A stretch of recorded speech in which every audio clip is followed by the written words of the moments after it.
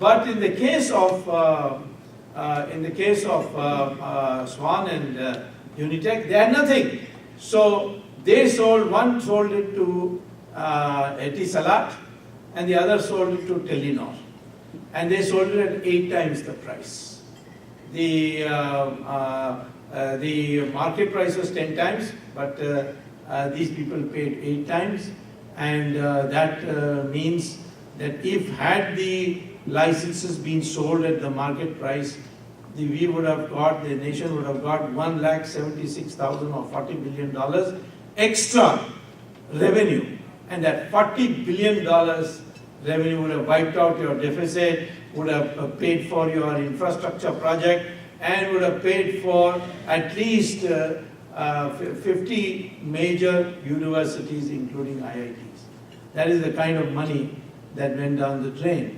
And of this 1,76,000 crores which accrued to these companies, the total amount of 60,000 crores was given as bribe. And Raja got suddenly 60,000 crores, but he was smart enough to know that if he kept it all himself, he'll be in trouble. So he started giving to important people. One of the people who had to sign with Raja on the file, according to the cabinet decision made in 2006, was Chidambaram, the now Home Minister, at that time Finance Minister. It was decided that the Finance Minister and the Telecom Minister will decide the price, and there's no need to go to the cabinet at all. These two are the final authority to determine the price. For a long time, people didn't know this. But Raja is now in jail, and one of the charges against him is that you deliberately fixed the 2001 price. And therefore, the charge of the CBI in this charge sheet is that you caused a huge loss to the country. So, if Raja is in jail, then how Chidambaram can be outside? So, this is the argument I made in the Supreme Court. And the Supreme Court, after hearing it, said, yes, there is some substance, we want to hear this fully, we want to hear what the CBI has to say. So 24th August is being fixed for the date, and I'm hoping that very soon thereafter another minister will also be going inside.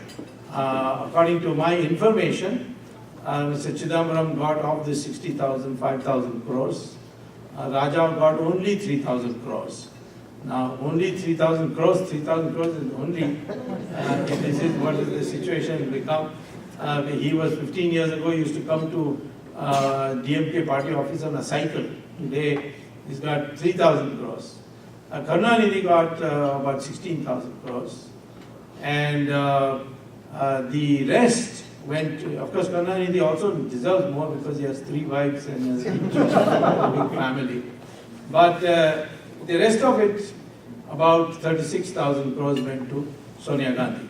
So this is the distribution of the loot. I will be able to establish this by records because now the Supreme Court has directed the CBI to go to foreign countries and with letter of obituaries and get full cooperation. And now because of this, all the new laws that have been passed thanks to the horrible events of 9/11, it is possible to get from these secret banks, it is possible to get these data, and we will be able to get it. I had found this out much earlier, surprisingly because of a very important whistleblower. For every minister, there is an IAS officer who is appointed as private secretary. He is not private assistant. Private assistant is usually a stenographer. Private secretary is the person who runs the minister's office and ensures that all the work that the minister has given directions to gets implemented. It's a high post for an IAS officer.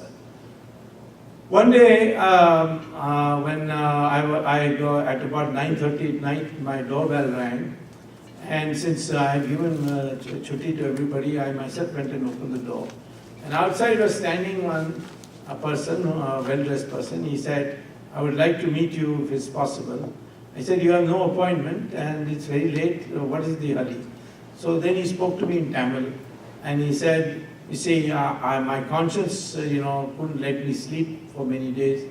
So I think I have to unburden myself. So that's why I want to talk to you. I said, who are you? He said, I am the private secretary to Raja. And his name is